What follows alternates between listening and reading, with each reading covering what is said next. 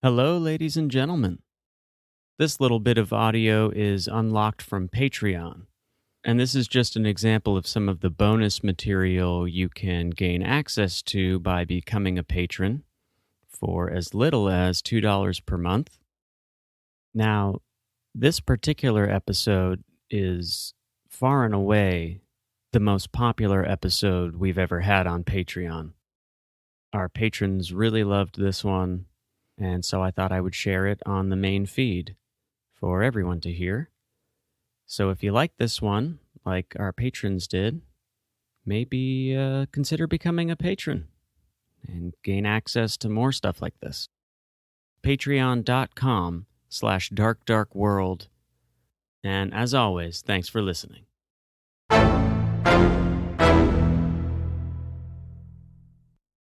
I don't want to go back to work, Ed. Yeah. You know? You'll make too And much I don't money. think I'm going to be a That's the problem. songwriter. I don't want to bury the lead, but... Really?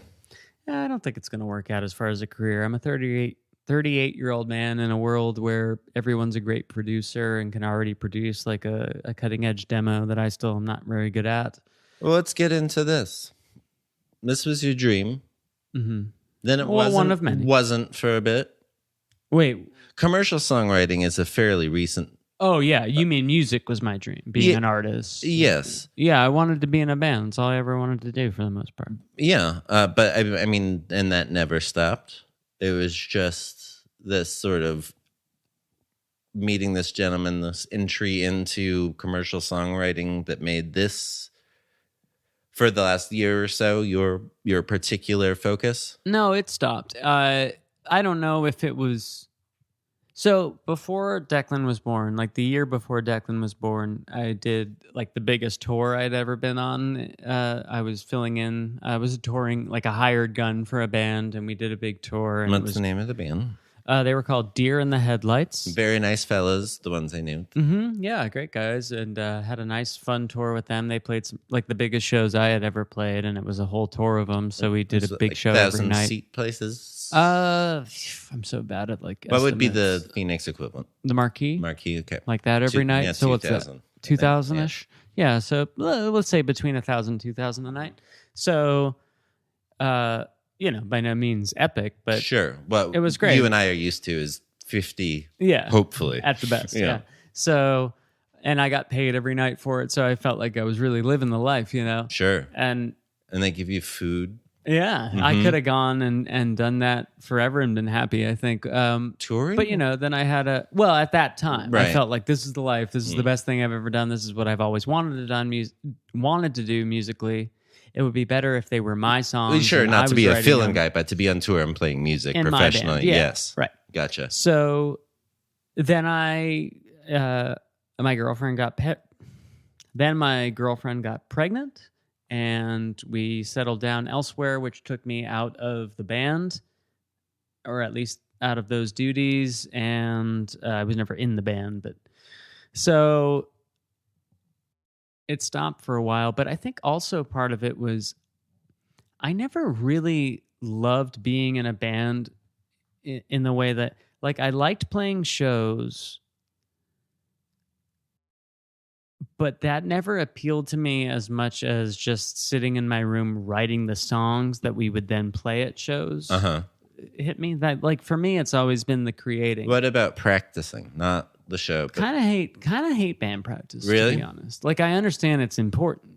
Mm-hmm. I like practices where we make a new song, right? And because to me, that's still creating. That's writing the song. It's trying it out with other. It's the bouncing co-writing. back of ideas, like what we've been doing lately. Yes, forming the song. I want none of this on Dark Dark Room, but I think there's a very good conversation that can be used elsewhere. Anyway, sure. I generally hate practice, but I like that bouncing back. Yeah, because I think that's not practice yet. Right, that's writing. The song just still. Playing the same thing. We've done this once 100 you have times. the set and you're practicing the set. That's boring. Yes, agreed. And necessary. It's good to get tight and sound good and really know what you're doing. I understand the importance of it, but it never really appealed to me. No. I meant more writing rehearsals. Yeah, love those. Yeah. Love a co-write, which I consider that. That's co-writing. Yes. Yeah.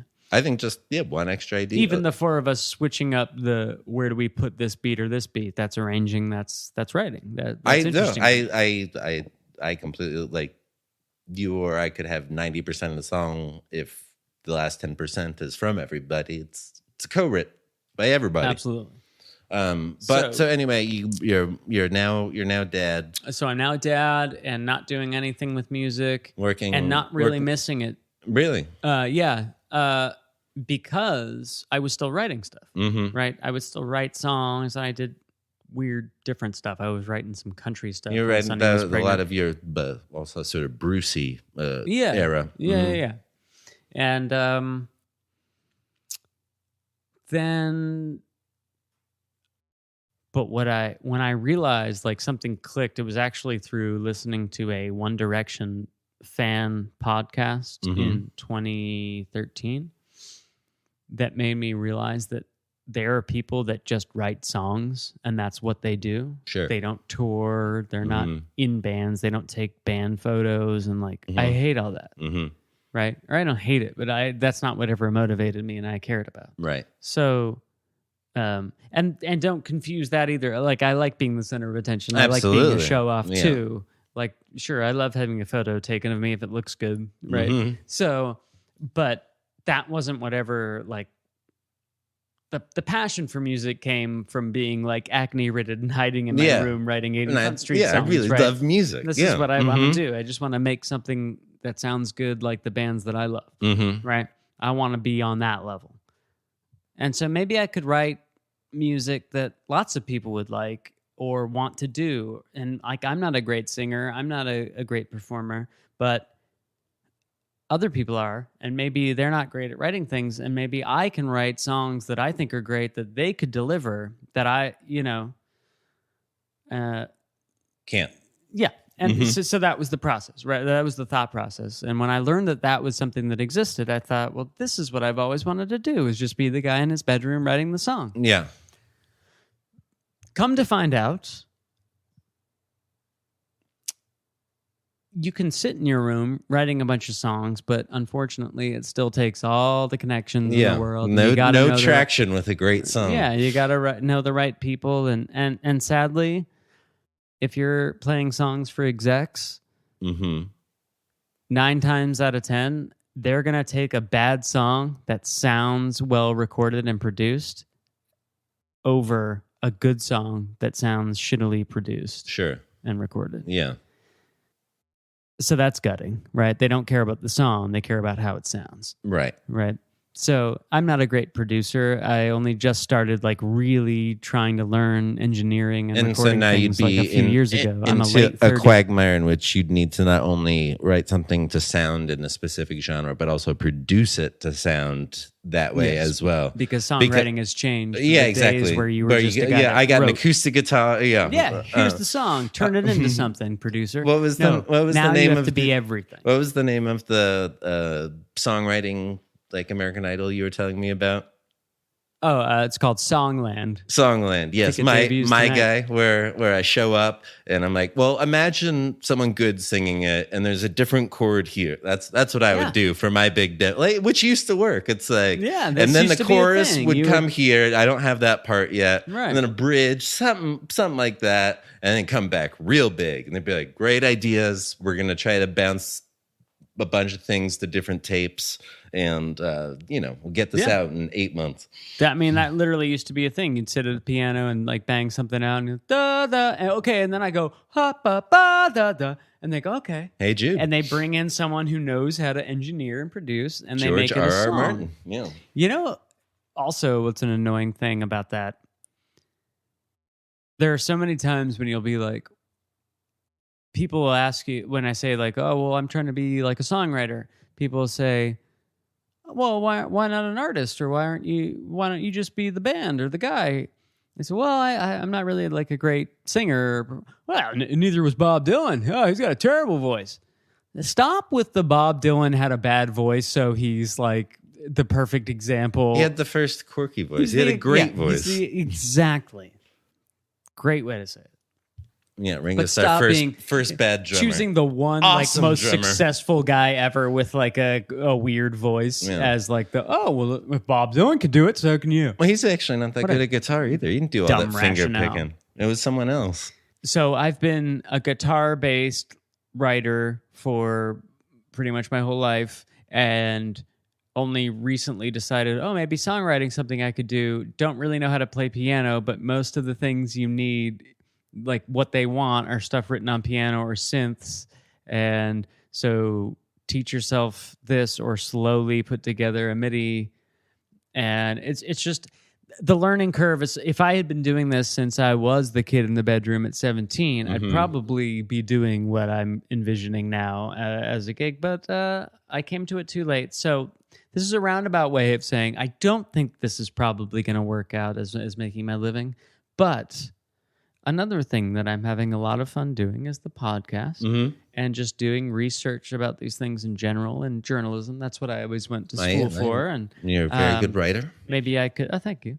I could still get my degree. That might be helpful in the long run for things anyway. You think that's necessary? I don't know. I don't think it is. I generally say no. But I do think if you're not going to do that, like it would be helpful if I got a degree and then wanted to like apply somewhere at a newspaper with a journalism degree. I think it's almost you have to have it or send them like an impressive portfolio. In the Hollywood, but it's nonsense. But it's not something that I need to start my own media you're good website enough. with a Kickstarter, Sure, yeah. right? Or maybe that's too big at first, but just go, hey, I've got 2 ideas for a podcast. I've got my Dark Dark World thing that's already launched, and then I got my Opiophile thing, something more than songwriting. I admire that you have hopes for the future. Oh, I wonder if it's different having a son. Like for now, I'm just fine being here. I want to ask you more about this. We,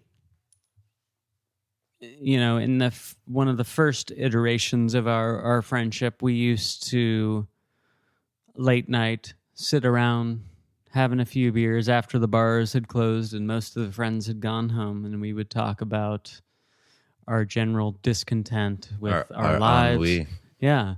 And, we were burn collectors. Yeah, absolutely. And I always took great comfort in knowing that you felt the same way that I did, and that in the confusion in which, like, someone else thinks all this sucks too. Yeah. And we had always felt, I think, I mean, I don't want to speak too much for you, but I think that we always both sort of felt that we had underachieved and that we really were capable of greater things that we had maybe thought in our youth we would achieve. Yeah. And it didn't seem now like it would happen.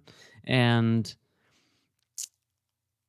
then I guess we later on, years later, both did end up in sort of more conventional roles. We both got married, and I had a kid, and we stopped doing the like rock life, the music life. I actively retired from music. Yeah. For and many years. You found something else that you were passionate about, that you cared about. But yes, I started building furniture. I'd never, probably like you, growing up, was told, don't touch anything. Someone will fix that. So I'm not a handsy person. I visited New York to work on an art project with Steven. And one of the people working on it was this dude, Luke, who had just started his own woodworking business. And I didn't have anything to do in the day. I was just there for the rehearsals at night and the arts part. It's like, oh, that seems fun. I'll come check it out. And he and I got along really well, and he was very open to just teaching me stuff.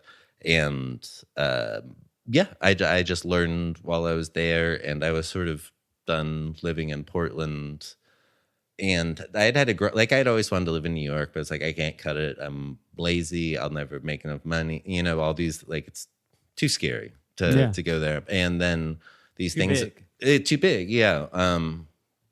Just not used to it. I could do West Coast probably, but that seemed too much. But then I had this job offer, and they were totally fine with me. Like, I'll be having to learn, every day.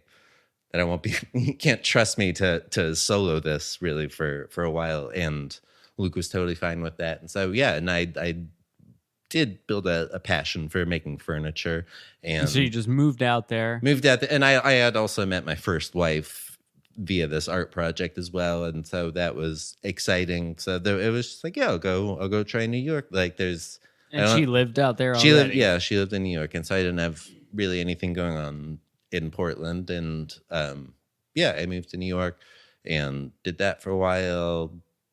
Years passed, job moved upstate. I was splitting my time.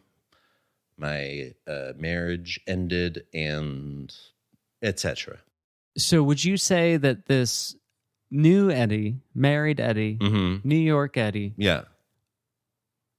is this woodworking and stuff, does this become your new passion? Is this something you It's felt not- like really awakened something in you and you were like, oh, this is is great. This was domesticating myself.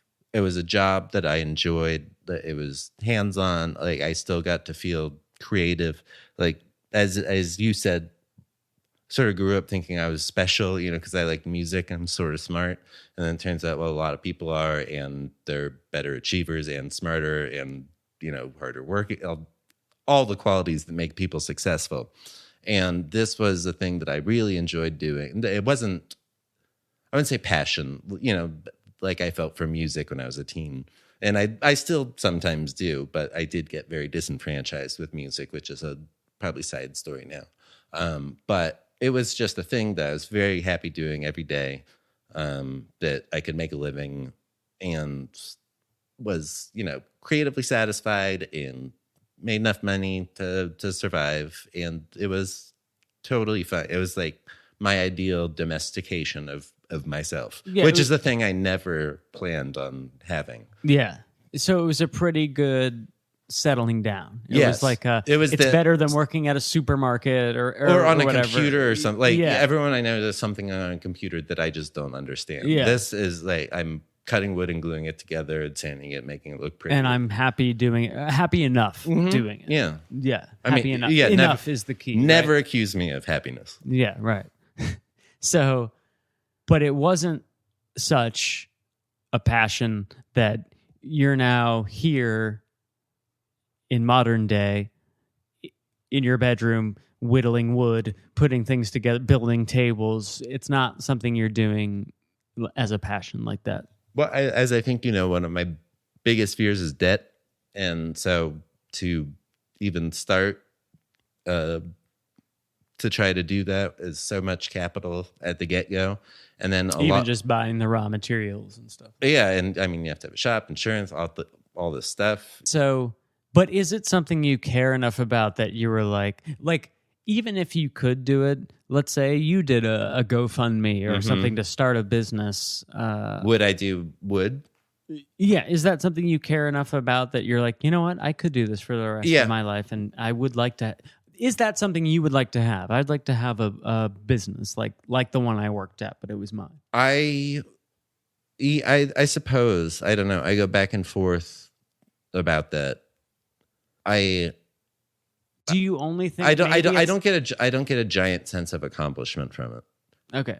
So you only think maybe that's something that could be appealing because It's something I can do. It's something I like to do. but it's not something that you're desperate to do. No, I'm not itching. Like I just need, like It's an just like, well, I could do $18,000 this. loan, and Pretty then good I at get this. started. Yeah, no, It's like the Seinfeld episode where George is unemployed and he's trying to think of things that he could do, and he's spitballing with Jerry about ideas, and he's like, I like sports. I could be a sportscaster. And Jerry's like, yeah.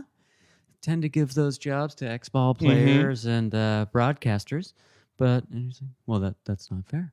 and It's not. And you want to be my latex salesman, Right. Yeah. So, Vandalay. Say Vandalay. Are you happy? I mean, what do you... So I guess I envision us right now as being back outside your house in Tempe after the bar is closed. Instead, and we're inside. here we are now, 10 years later, whatever it is. And I feel like not much has changed. We've experienced a bunch of different stuff, but I still kind Wherever of feel you like... go, there you are. Yeah, I feel Still like a couple we're Bud still C's hanging out. a couple of guys who were raised in a pretty privileged scenario. different hardships in there, but generally in a comfortable way, Yeah. who by all means should be achieving most of the things that we desired to do, or at least had an opportunity to. And Well, I think Our s- that's a little unfair. okay, maybe it is. I think let me finish the line. Okay. Though. Achieving those things, or at least having an opportunity to achieve those things, but still falling short, or maybe not putting enough effort in for one reason or another. I think now mine is starting to feel more fear-based than anything. Your aspirations. No, my lack of making them happen. Oh. So now go ahead and say what I had triggered. Oh, I felt the privileged upbringing, I feel like, definitely gives us a leg up for a more standard career path. Like I bet, no offense to a lawyer, something you or I have the smarts or something to have gone to law school, and been on a professional track, and neither of us were interested in that at all. And so I think that, yeah, privilege for sure, but that for the things we wanted to do doesn't that, make much of a difference, except that like you're able to have a card to get to shows. well, or that we're able to fail at risking things and always Right, have a yeah, place to go yeah, back there's a to. safety Our net, yeah. family's always Mhm. we're not gonna be on Always the the place to streets. belong. Yeah. You did find a way onto the streets, though, right? I did. Yeah. And I mean, this is part of it too. Like some of the times in the past and more recently that I find myself returning to a life of drug use is because I still just feel like I haven't achieved anything, Mhm. and I'm not proud of myself. Yeah. I'm just not. I know, like, I've done things that I've been proud of, and my family's been proud of me for things that I've done, and I think I'm a pretty good dad. And people tell me not to take that lightly. Like that's not everyone is, and so that's like something that you can take some pride in. But to me, it just feels like that's an extension of just being like a decent human. Well, is yeah, being a no, good dad. I disagree with them. I think you absolutely should be a good dad. If you weren't, that's when it should be mentioned. Yeah. Well, I guess what they're thinking is that there are enough bad fathers that, like, hey, good on you for being the good one. Yeah, good welcome job to- not raping anybody Yeah, today. and that's Yeah. how I kind of feel about it. It's like, well, I guess that's something you are if you're nothing else, right? Mhm. It's like when she's really nice. Yeah, Nice is something you are if you're nothing else, right. and like being a good dad is something you are if you have a child. Yeah. yeah, and you know, Right. he likes you. Yeah. So good for me. But I don't feel it. I'm not proud of that. Like I'm proud that my son likes me and I'm a good father to him. Loves you. Sure. Famously. Yeah, famously. Yeah. That's why I wouldn't kill you. Yeah. And but generally I don't have a sense of pride in my life in any of the things that I've done, and I just keep getting older and still feel the same way that I always have. Yeah. And I don't know what path that I can take to achieve any of the things I want, but also I fear that maybe I just don't put enough effort in. Like, what are the things I want to do? Music of some kind, primarily creating it. Yeah.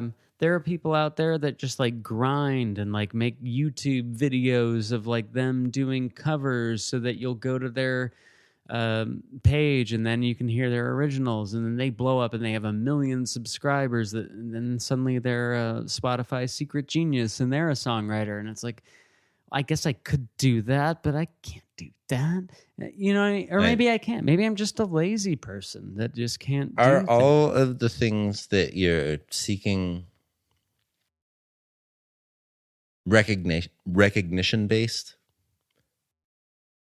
I think they are. Yeah. Yeah. See, this is something that my fear of social media is a real thing, and also my retiring from music is I know I'm never going to get any actual satisfaction. That's always going to leave me feeling empty. So yeah, I shy away from all things that need the that sort of external affirmation, which is why I brought this up too much, but I didn't want to like be a part of the podcast. Happy to, I mean, even though I realistically am, you know, like I set aside time every time that we have a record set up, and it's important to me as well. You know, like I do stuff behind the scenes as well, but it's just the responsibility and knowing that I can't handle more failure. You know, it's too crushing on a very fragile ego, and so I don't like. I don't want to have my name. It's the same with setting up my own furniture shop. You know, I don't.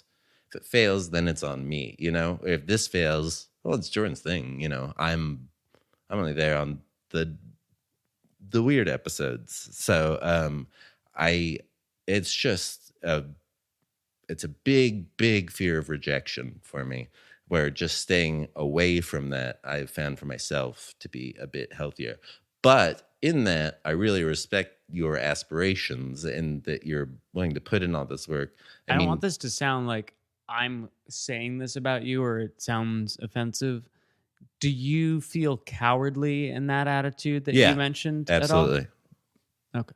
So it's something that you wish it didn't bother you, I guess. Like, yeah, I don't know. Do you feel I'm like good it at holds you back from trying to do things that you really I'm sure would like it does, to throw but yourself I'm into? also good at justifying. You know, it's not a meritocracy anyhow. So even if I did something great, it wouldn't matter. I was doing it in a vacuum. Yeah. So what I can just, but yeah, I would prefer to not be afraid of everything.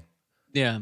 And I feel like maybe I go to the opposite end where it's like, it seems like I only measure my success based on if other people care about what I'm doing. And if not enough people care about it, then I've failed somehow. Right. Instead of, because that boils down But have you ever done a thing that enough people cared about that you actually felt good, like more than a moment? Wait, what do you mean? Like through music, like you play a good show, you feel really good. But the next day, you're still the same dude. Yeah, it's like nothing that it's like people always say, like people that are successful, they go, well, once you achieve it, you still want more. Mm-hmm. There's never a satisfaction point, right, that you hit. There's no you can't get satiation. But for me, it's like there's still a number that would be much better than I've ever achieved that I could go, well, okay, you know. And so it's like I mentioned earlier, well, yeah, you know, I just liked the writing the songs in my room, you know. But if that's all it were, then I wouldn't do it. If there was no chance for anyone to ever listen to it, then I wouldn't do it. I'm the guy who would only write in a diary if I knew someone might read it. Yeah. So that's what drives everything for me. It's like, yes, what can I do to make myself happy and to have a satisfying job where I'm not punching a clock every day? Mm-hmm. That is number one. But a close number two, or maybe 1A, 1B, is, do people care about it? And will I see people responding to it? Do I get to see reaction? Like making a table or something, not going to satisfy me. Because it's going to one person's house. Yeah. A bunch of social media pics of people using that table. Not the fact that it'll be in someone's house for their whole life. Right. And who cares? Yeah. Okay. So that's you know, and I'm a little bit embarrassed to admit that. I think that's total. I mean, that's why I avoid it. Is I have the same thing. You avoid it because you know you could go there, and I know that I will go there immediately. I will quickly fall into that, which is why I try to avoid it. The thing I had my finger up for, was this something you'd always felt like since a teen? Like, you're imagining playing shows. You're not playing at Modified. You're playing at some. Oh yeah. So it's not a social media thing. Like I was like the Nikki Sixx guy, right? Who was like, I want to learn guitar because chicks will think I'm cool, right? And you know, like, I mean, that's always been a thing for me is getting the, and two, I wasn't good enough to excel at the things that were generally considered cool, sports, right? So I get into music in 6th grade. So I'm 11 or 12. And then I And it started with classic rock, Grateful Dead, the Beatles, Rolling Stones, anything old. And that was already making me cool and hip because that was old school. People in my generation weren't even alive when this music was out. So I'm already tapped into something cool that's unknown, right? And my group of friends. And we were passing around Grateful Dead bootlegs, right? As sixth graders, right? Ridiculous. And then when I discovered punk, I was like, actually, this music is something that's much more exciting Actually to me really and fun. pertinent and fits my current emotional set. Yeah. And I can really run away with this. And also it's underground. No one knows about it. So I'm set apart in that way. I'm special. Right. It all reinforces this idea that We're I especially feel like unique. I'm destined for something. Right. Like I really should be able to achieve it. And then that idea carries me even into domestication, like we talked about. Even when I got like working stiff jobs, I was able to go, oh, well, I'm clearly smarter than everyone else who works here. Where does that get you? Exactly. And I just go, oh, so this is a stopgap for me. These people have to work here forever because it's all they can do. Because they don't have the brain. Yeah, They're not from Hollywood. They don't have the privilege that I grew up with. And acknowledging that it's privilege. Go, well, it sucks for them that they didn't get it, but I did. And so, wait, hang on. It's fucked up that I'm even here. Why aren't I doing something better? Why aren't I doing something more epic? I guess I'm no better than these people, despite all of the special things that I thought that I had. I guess I'm not special. Yeah, I'm just a failure big realization on a is that larger I'm scale. not as special as I thought I was, or that everyone is equally as special. Yeah, and I thought maybe I didn't have to work as hard as some of these other people. Well, The yeah, reason quite these sure. people work Look at the me. same job as me is because they worked really hard to get here with this lack of privilege that I have. I just did nothing, so I ended up have right to along have with this them. job. Yeah. We're not very far off from where we were outside your apartment or your house in Tempe. I myself am further back. You're not, though. You're not further back. Well, I used It's to the still same. be excited about music. We've achieved more since then, but nothing lasting. Yeah, I achieved my dreams, Yeah, and now I'm here again. some scale of them Yeah. or some version of them. I wasn't sustainable. I got as high as I wanted to. I wanted to be in a band playing guitar, be in a band playing drums, go on tour in like the US and Europe, and have a label put out an album, not self-release. And you got a all CD. those. Got all those. Still didn't feel like enough. No. And once you get, well, I mean, that's the nature of goals, right? They say once you achieve them, you set new ones. So you achieve that Eddie's goals. Yeah, and that wasn't meant to be braggy. That was just No. I found that that is not going to satisfy me. Yeah, there was a time when I think I had said something similar. I still never got someone to release an album of songs that I wrote. That never happened, right? I had done a couple of self-produced EPs. No one ever said, we'll put out your record, and did a full length. That was something I aspired to. I wanted to be able to go buy my record in Target, Right. Yeah. right? Mm-hmm. I was like, Target, not Yeah. Simply's. Yeah. I understand. So didn't get that, but everything else, yeah. I got to play shows where people sang my lyrics back at me. Mm-hmm. Just a couple people, but still. Yeah. And, I've done it to you. Yeah. So, there were goals achieved, but so maybe that's where this goes. It's like we're never going to be satisfied. I just thought maybe I wouldn't always be so depressed with how my life is. I thought maybe there would be a spot. I've accepted that long ago.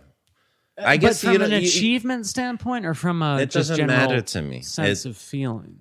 I'm just depressed. Like this is a lifelong thing for me. Yeah.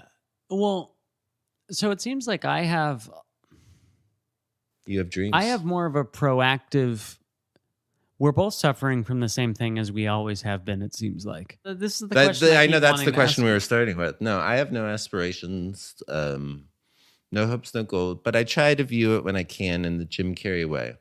I'm loving talking to you. I have had fun the whole night. Would have had fun going. It's just overall my baseline. You're living day to day. I mean, that's tough to do. What else? I like it in theory. I like being like, hey, today was a good day. Cool. But it's so What else am I gonna impractical. Like I feel like my approach is more proactive, or maybe the word for it is desperate. Me going, what can I do? Mhm. What can I do to not go back to punching the clock and at least have a semblance of something fun? Like, I would love to do a pod for the rest of my life. What if this was our income? What if we lived comfortably, doing this? Probably not enough, right? So what's bigger but similar? A network. Is Mhm. that not big enough? A whole ringer, Media Vice, conglomerate, yeah, mhm. whatever. Why not me? Why couldn't I do that? Yeah, I I'm don't- as creative as But Sarush Alvey and fucking Gavin McInnes. But yeah, I don't know. The people that we know that are successful, most of them do punch clocks, and I don't think either of us would be friends with the person that's not smart and funny. And almost everyone I know punches a clock. But yeah, I've given up on aspirations. What's the use? So I'm going to fail. What's the use? You're gonna fail. Is that what you said? Mm-hmm. What ideally would your life be from now till death? What do you want, man?